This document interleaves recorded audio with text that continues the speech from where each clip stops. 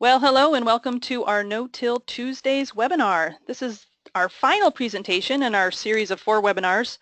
We are offering on reduced tillage systems focused on silage corn acreage. My name is Deb Haliba and I work at the University of Vermont Extension Northwest Crops and Soils program, and I'm helping guide us through the series. So before we get started, I wanted to give a few quick housekeeping reminders. First, we are very grateful to the Northeast Extension Risk Management Education Center that has provided funding for this series. We are recording the webinar, and you can find a recording of today's presentation as well as our past sessions on our YouTube channel, and we'll be providing a link to that later on. Today's session is scheduled for 40 minutes, so in just a minute we'll go ahead and I'll turn it over to Jeff, but after he gives his presentation, we will ask you to respond to 2 quick poll questions that will pop up on your screen, and then we'll transition the remaining of our time together to a question and answer session. So if you would like to ask a question, you're going to click on the question box in the control panel on the right-hand side of your screen. You'll just type in your question there. If you are on a mobile device, you'll just hit the question mark to open that up. All right, so now it's my pleasure to introduce our speaker for today. Jeffrey Sanders is an agronomy specialist at the University of Vermont Extension Northwest Crops and Soils program. As a former manager of a dairy farm, he combines practical experience and research-based information in his work with livestock farmers to improve soil health and water quality through ACAP, which is the Agronomy and Conservation Assistance Program. Jeff's particular areas of expertise include nutrient management planning, reduced tillage systems, and cover cropping practices. And with that, I will pass it over to Jeff. Thanks, Deb. Thanks for that introduction, and we will jump right in. I think this no-till business that we're interested in is a lot about systems. So I'd like just to take a minute to quickly recap how we got to today. And so on 4/11, Heather and Doug Beagle gave some presentations about some quick tips, and then about how to implement manure, which is a very, very challenging thing on some farms, into a no-till system. And then on 4/18, John Tucker addressed some pest issues that are associated with no-till, and as well as some herbicide considerations. And then on 4/25, John Jameson and Rick Kurzberg talked a lot about the soil, the effects of no-till on soil and no-till systems and how that builds your soils. So then we come to today, and I'm going to try to wrap it all up. I am passionate about reduced tillage systems. We see the benefits of that all over, everywhere it's implemented, but that does not go without some challenges. So I think what's important as we move forward is that we do use a systematic approach. So there's a lot of management considerations that you have to take into account. Heather covered some of those and the other speakers, and agronomic considerations, herbicide and pest considerations, and then we have to consider what the farmer's goals are. I mean, are they simply trying to maximize yield, or are they going to consider some soil health aspects, and how does that work together on that farm, and what is the farmer looking for? And then when we have all that together, then we can start talking about the actual equipment requirements to get the job done. So we're going to kind of move forward in that direction, but not without the consideration of all the other things. So it's on top of and in addition to the things that have already been talked about through this series. So I've shown this slide before. It's a very simple slide that basically any no-till system anywhere, this is what we're trying to do. We're trying to cut the soil, and then that's in step 1. and then place the seed, and then firm the seed, and then close the trench. So there's a lot of things and a lot of challenges that go on each one of these steps, and we're going to cover some of those today. But essentially, the simpler we can keep that system, the better. And the reason why is I've written underneath the trick of this is getting it right 99% of the time under varying field conditions, and down the row as well as across the row, which means across the planner. So every row on that planner is working in unison with the other rows. So because what we're looking for is a uniform crop, and so there's a it sounds simple, but there's a whole industry developed to address just this. So it does get complex, but we can make it simpler by not just considering the equipment, but considering everything else. And then the equipment is kind of once everything else is in place, we can make this happen through the implementation of the proper equipment and the proper technology. So we'll just jump into some equipment stuff, but keep in mind that in all these systems, what we want to do is pare it down to just cutting a nice trench, placing the seed properly, firming the seed properly, and closing that trench. And that is what no-till is. And so we have some equipment that we can talk about. This is UVM's corn planner, and they're not great pictures. I'm sorry about that. We took them a couple days ago. It's been kind of cloudy, and try to do some of the stuff in the evenings, but you can see that it's a typical corn planter. It does have a couple additions on the back for fertilizer.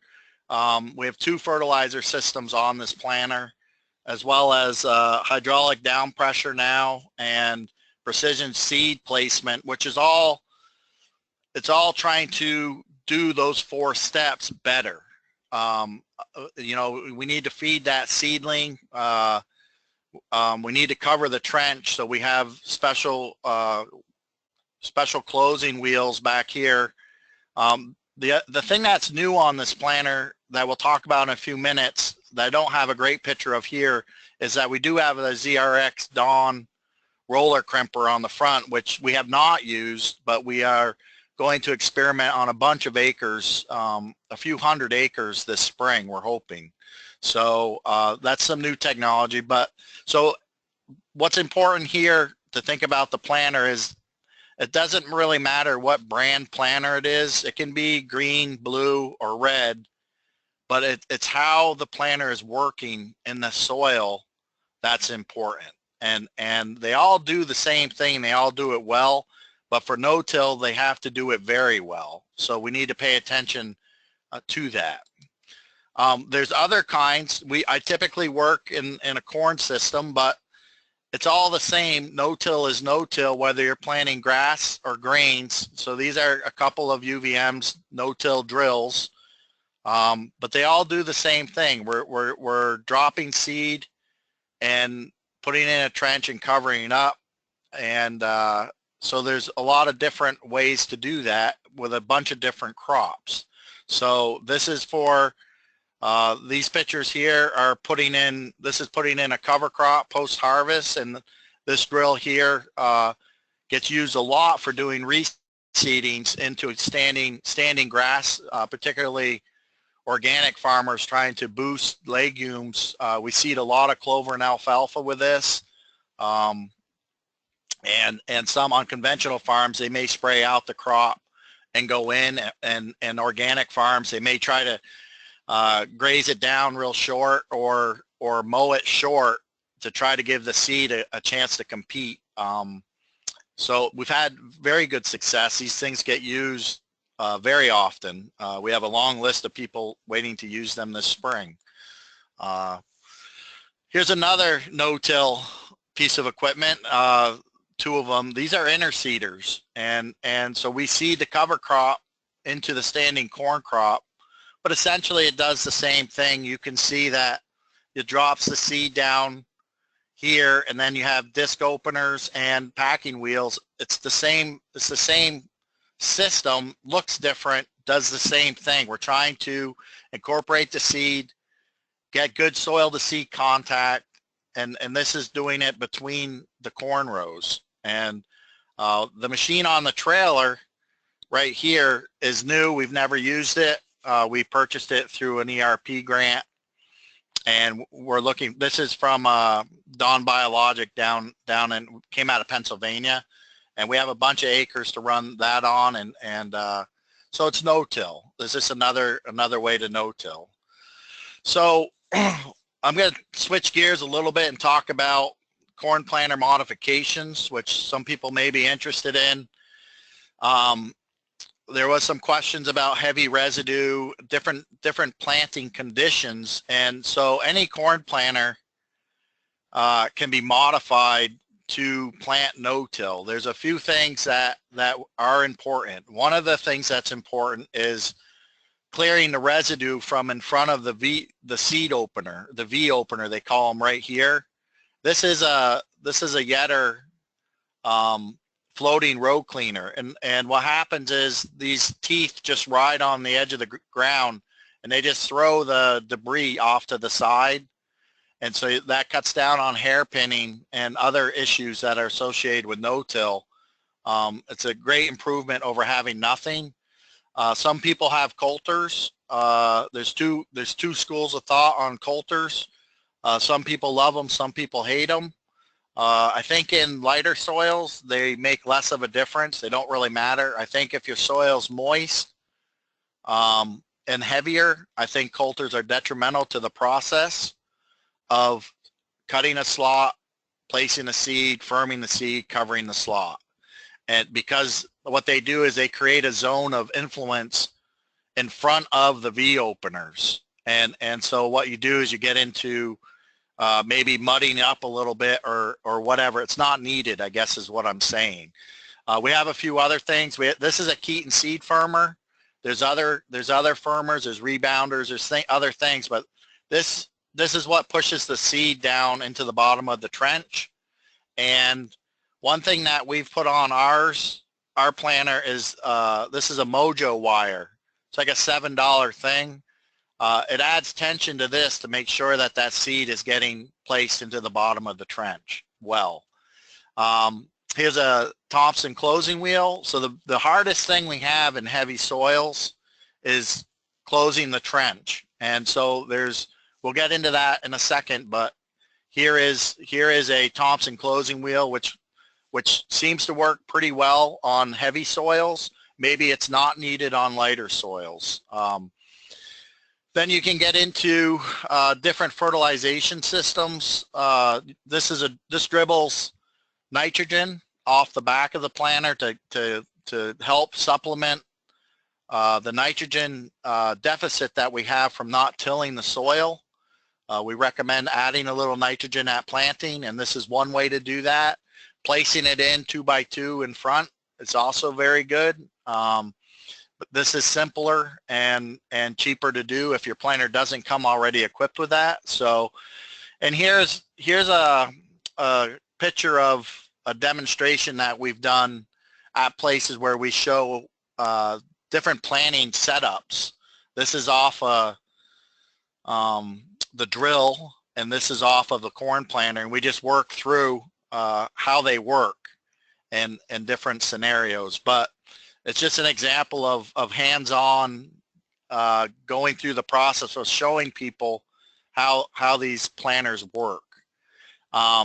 There's a lot of debate in the world about closing wheels.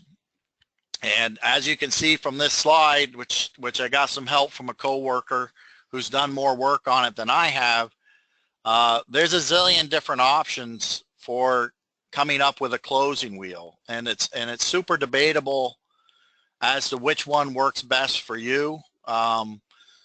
So I guess the point of this slide is you have to try different things. They're not super expensive.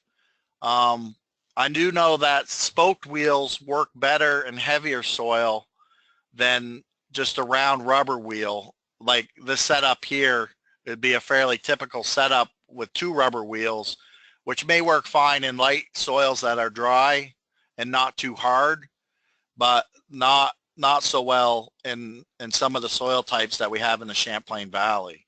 Not to say that people don't use them and they work well, they do, but you have to know your farm, and this is certainly evident that not one size fits all. Everything is different, and you have to do what works best for you, and there are a lot of options. And one product here that I'll just highlight is this is a toe-in wedge that we've used in the past. What that does is it changes the angle. So you put these in behind the wheels, not on this setup, but on something like this, and it's more open in the front than in the back, and it kind of will pull the soil over the trench to help cover, and they work really well. But the problem with them is if you have stony ground that you're planting into, the stones will get caught in between the 2 closing wheels. So you got to be super aware of that, because what'll happen is they'll stop turning and you'll drag soil and you make a mess. So I do not recommend them for stony ground, but I do recommend them otherwise. And you can look them up on the internet and find those. They are not too expensive. But so anyway, there's a lot of different choices for closing wheels. You have to do what works best on your farm. I know when I was farming, we tried different ones at the same time. We'd put 2 rows of each on and then just run them and see what we thought. And that's a good way to figure out what works and what doesn't work. There is some expense involved with that, but again, you got to do what works. So it has to do with being committed and figuring out what does work. There's just a lot of choices. I'm going to talk a little bit about this Dawn ZRX roller crimper. It's fairly new technology. It was developed by a fella in Pennsylvania, and then it was bought by Dawn Equipment, and then they created a Dawn Biologic division where they're focusing on cover cropping and such. But this is what's on our planner, and the idea behind it is, for instance, this year with our weather being the way it is, our cover crops are growing like crazy at this point. The rye is probably growing 3 to 4 inches, 2 to 3 inches a day. In another week, it'll be growing 4 inches a day. So what this roller crimper does is it rolls. You can see in the slide. This is what was there, and they planted directly into it, and this is what is left afterwards. It rolls that and crimps that cover crop, and also it has this row cleaner, and this would be directly in front of the V opener on the planter, so you have a nice open lane, if you will, to plant into.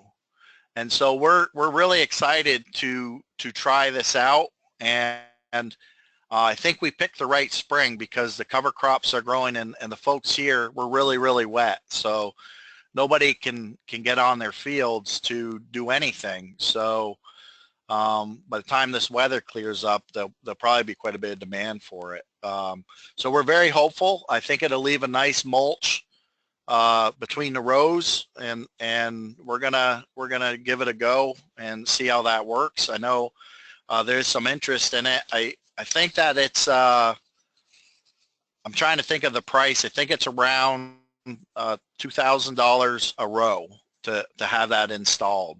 So and it's custom built for every planter, so it's a 1-by-1 kind of a thing. But we are excited to try it out, and I think it may give no-tillers a great option to better utilize their cover crops, which we all know go hand in hand. They're both, you almost got to do one to do the other, and so we're pretty excited about that. On planners, when we're going to go the no-till route, it becomes very important, the maintenance on the planter. We really need to tear those things apart, make sure they're working 100%. And the reason why is if you're using a tillage tool in front of the planter, you're really only asking the planter to drop the seed. Everything else is already done. But if you're going to go no-till, you're really asking that planter to do everything. And so it is critical that it be up to snuff, and that all the parts and components are operating as they should be. So, you know, you got to tear them down. You got to look at everything and make sure the seed firmers are good. Make sure the disc openers are the way they're supposed to be. And UVM, I think on our website, we have a corn planter checklist that's pretty exhaustive. And if you follow that, your planter will be in pretty good shape when you get done. Your wallet might be a little bit emptier, but your planter will be ready to go. So anyway, so you look at the closing wheels, you tear off the gauge wheels, and just make sure that the planter is ready to go. And sometimes we do have to order parts and make sure that if we're going to go the no-till route, that everything is sound with the planter. And you can take an old planter and make it a good planter. You don't need to replace your planter unless it's a management decision, but it's usually cheaper to fix an old planter than it is to buy a new planter. So when we get into talking about no-till, I know that the conventional guys in our neighborhood say that no-till equals no yield, and they say that like conventional cropping systems never fail. And I know that my introduction to no-till was through conventional cropping. You go out and plant your corn and it would flood out, or the clay would crust over because the ground got wet, because you worked that clay to a powder, and then it would just seal the seed in and nothing would grow. And so what we'd have to do then is go out with our conventional planter and we just replant it. The ground was hard. You just go out and plant the corn and it would grow. The second time around doing it no-till, the corn would grow. And so it had to do with the conditions. We waited until it was dry to do that, and it always worked. It never didn't work. But the conventional farming, conventional tillage has its place, but it also does fail. And so the key to making no-till work is your attitude towards it and your management of it. And so you have to understand the system and manage those risks accordingly. And what we have found, and what farmers across the country found in 2012 when we had a very serious drought, is that no-till is a more resilient system. It's a simpler system from a point of view of equipment.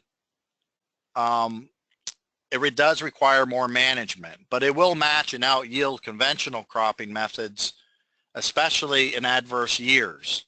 And I know that Rick talked about the soil condition and the ability to hold on to that water, and the ability of that soil to absorb water. And so that's what no-till is giving you from just an agronomic point of view. It's very important that we consider that.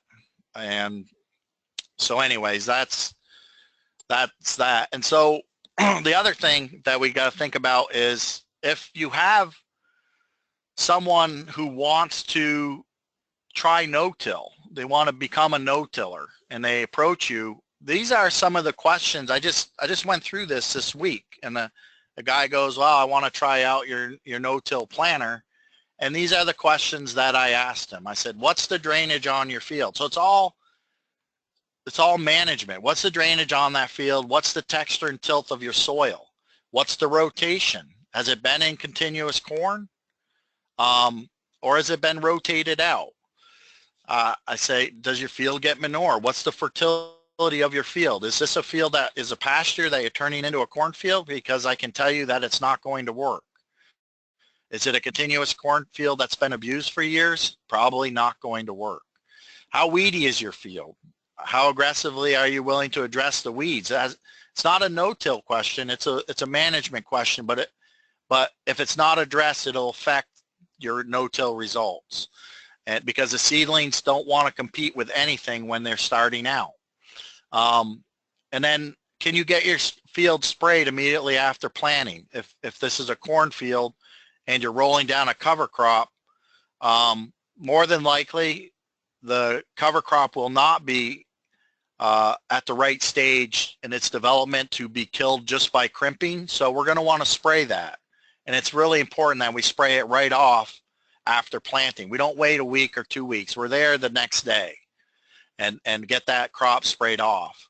And then what are your typical yields on it? What are your expectations and of this field? Do you think this grows 26-ton corn and you're going to grow 28-ton corn going to no-till? Or, you know, it's just a conversation that we're having with the farmer to make sure that he understands what he's doing. And then what's the population that you plan at? Are you willing to allow us to adjust that up a little bit in case of the conditions not being just right to plant? And, you know, we want to end up with 30,000 plants per acre. We may have to plant 33,000 or 32,000. And then are you purchasing a hybrid that has excellent seedling vigor? You know, is that seedling going to come out of the ground good? Because we're putting a little bit of a burden on the system when we go to no-till as far as getting the seed up out of the ground. So we want to try to hedge in our favor, which means we want a variety, a corn variety or any variety that gets up out of the ground strong. And so that's what that's about. And then how patient are you? Are you willing to wait till that field's dry? Because no-till, you can definitely no-till on wetter fields than you can tillage, because if you go out and till and you get an inch of rain on a lot of soils, you just can't go. The planter will gum up. But in no-till, it'll work fine. But that doesn't mean it's ready to plant. That just means the equipment's not going to foul up. You got to wait till it's dry. And then are you willing to add some extra nitrogen to help those young seedlings? And are you willing to invest in that extra nitrogen? And then if you address all that, has nothing to do with equipment, but has everything to do with no-till being successful. So if you're willing to do all that, now we can talk about the equipment, and the equipment is relatively the easy part because we're only trying to get it to do those 4 things.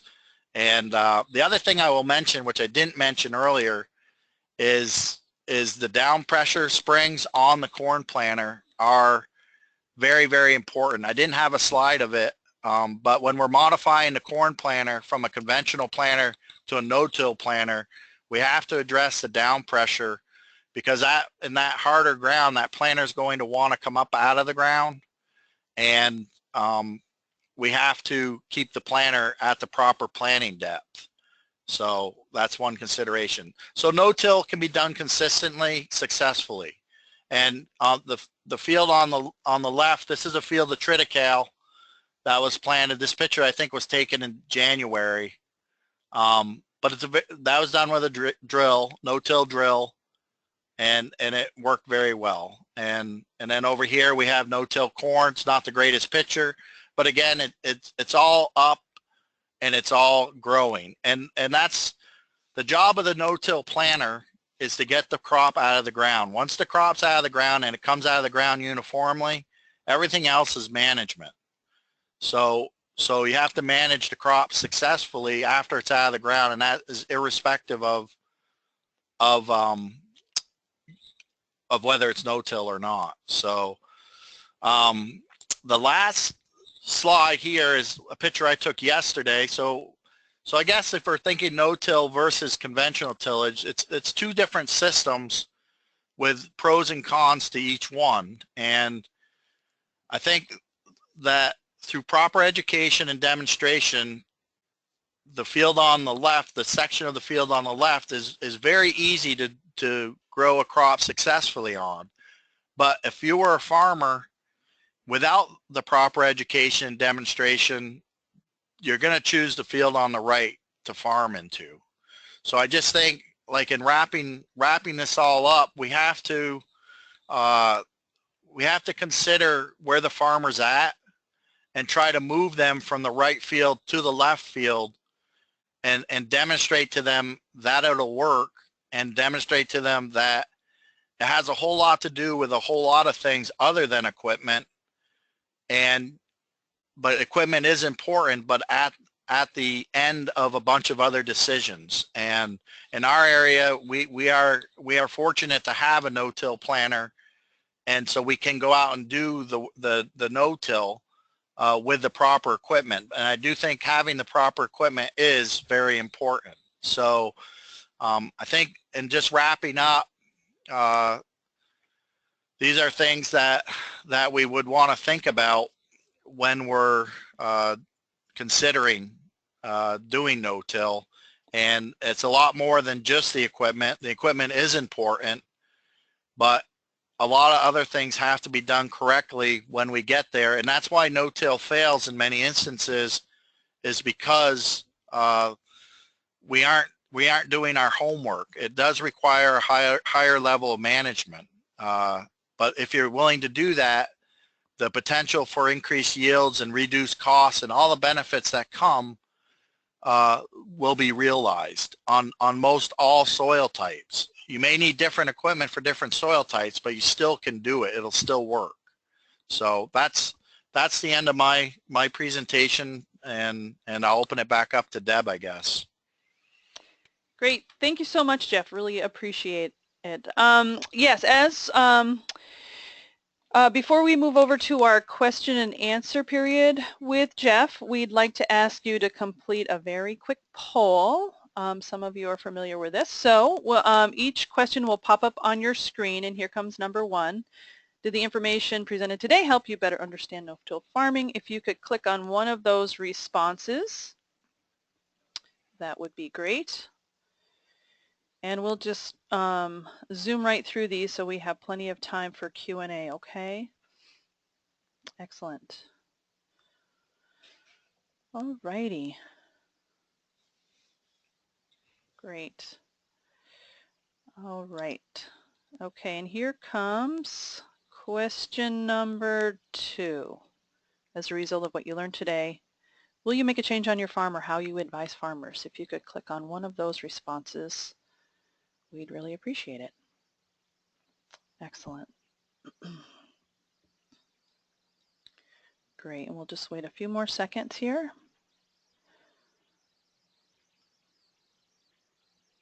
All righty. Okay. All right, so now it's time for our Q&A session. As a reminder, to ask a question, you're just going to find the question box, which is located on the right-hand side of your computer screen. If you can't see that control panel, you'll just want to click on the little blue flower icon at the bottom of your computer to open that up. You'll just type in your question and hit return. I'll ask those questions out loud to Jeff. If you're on a mobile device, it's usually the question mark to open up the question pane, okay? Jeff? Yes. How does the roller crimper work on stony ground? So I've been told it works fine on stony ground. Each section, I can go back. Let me figure out if I can go back to that. Should be able to exit out of that PowerPoint and then. So if we go back to this thing, so each one of these sections is mounted in back of this. There's a bearing, and so they're kind of independent, and they float from side to side. So they kind of follow the contour, and they also have down pressure, a down pressure system through this hydraulic cylinder located right here, and the pressure relief is like 4,000 pounds, so they stay down as best they can, but if you do hit something, they do bounce. They're made to bounce over or ride over that.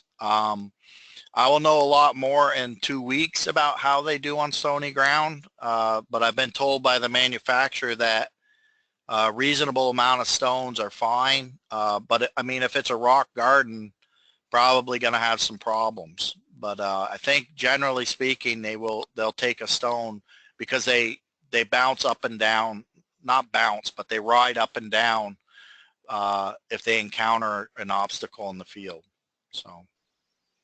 And just to clarify, that's a unit that we just barely got in over the winter, right? So it's our first year.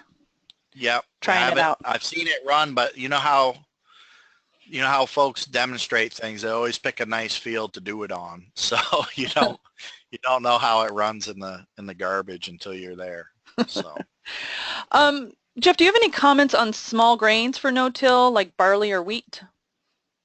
So my comments are I think it's done routinely out west, and I'm not an expert in that. I do know that we no-till a pile of winter rye, and it comes up very well. And we no-till triticale, that comes up very well. I am not an expert on some of the other small grains, so I know that Heather and others could answer that question very quickly, but I can't. So maybe we could follow up with you. So I just haven't worked with them. Sure. So I have a question about clover. If a clover-based cover crop is being used in the no-till system, would you still need a boost with starter N? If you could get it, so there's debate on that, but you have to have a good clover crop to take the N credit. So you would want to have a good, vibrant crop growing to take an N credit, and I haven't seen that in my experience adequately enough where I would take an N credit. So it depends on the quality and quantity of the clover, you know. It's a depends question. If the clover is growing really good, then yes, take an N credit because it's fixing nitrogen in the soil. If it's scraggly and they're here and there, then I wouldn't do it. So great, and we're just starting to do some research on clover-based cover crop systems. Yes? Yep, we are. Yeah. So we have a living mulch project going on and some other stuff as well. Yeah, so stay tuned for more information on that. Jeff, how often do you need to stop and check the equipment to determine if it's working properly? What would be your advice on that? My advice is, so depending on what you have for monitoring equipment in the cab, there is no substitute for getting off, and particularly the depth of the seed. You need to make sure that seed is at the right depth for the crop that you're planting, and things happen while you're planting that can jeopardize that. So typically if I go into a field in the morning, I would get off every row and check and make sure that everything's working properly, and then I would get off again if the field conditions changed drastically to the point where I thought something might be happening different. And then I would rely on the monitoring equipment in the cab to tell me about the seed, if the seed's coming out properly. But you have to watch. You can tell a lot from looking in back of you, and you can tell a lot from looking where you've just been. So you can't see everything going on in the back of the planter, but if you look in where you've just gone, you may see drag marks, you may see something that doesn't look like it should look, and at that point you would definitely get off and check the planter. And so there's a lot to pay attention to while you're planting, and paying attention to where you've already been is one of the things that you would use to determine whether you need to get off and look. Great, and we have time for one more question, which is it better to spray before or after planting? Does it matter? it's a debatable thing, and I've been to some conferences where they talk about this, and in my experience and the experience of many others, they like to plant green with a plant growing and then kill it after, because if you say you spray it today and then it rains and you don't get on it for 2 weeks, that'll be all dead and much more likely to wrap around the equipment than it will be if it's alive and anchored into the ground. So we recommend planting green. So that's I do it after. Okay, great. Well, unfortunately, we are out of time, but I'd like to thank you all for your questions. Be sure to visit our UVM Extension website to find more information on no-till, cover cropping, and soil health. I did put a few resources in the chat, so hopefully you'll see those, but we'll also post all of those on our website.